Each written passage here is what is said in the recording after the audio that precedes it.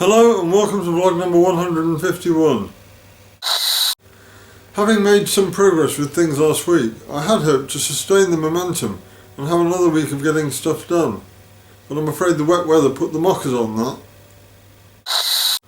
Last week, with help from my neighbour, I cut all of the timber that I had ordered to build a log store to size.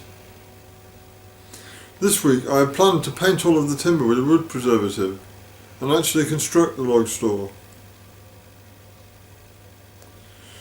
The weekend was a write-off as far as outdoor jobs was concerned. It just poured with rain, so my wife and I headed into Norwich to buy the necessary materials for flooring our loft, which is another job that has been on my to-do list for absolutely ages.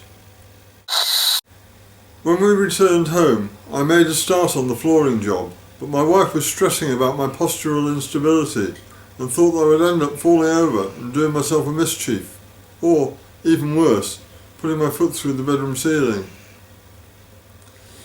So she insisted on taking over and relegated me to the sofa downstairs.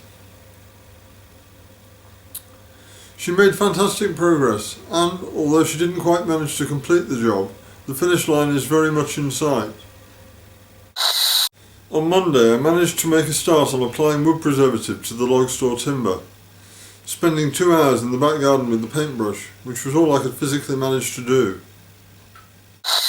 Tuesday morning it was raining again, but the weather improved sufficiently by the afternoon to allow me to spend another hour or so painting the timber with preservative.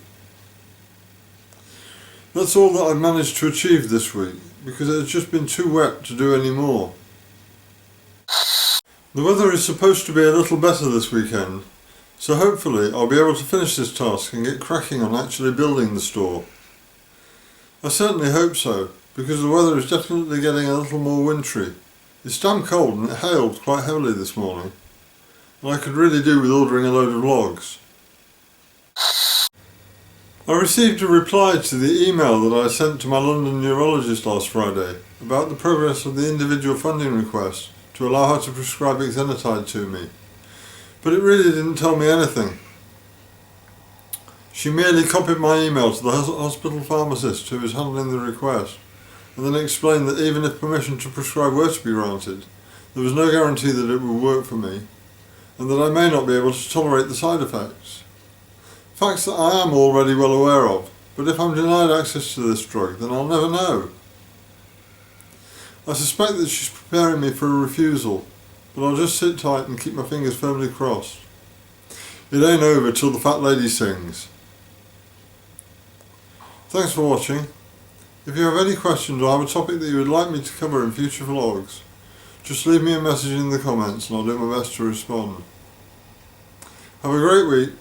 See you next Friday.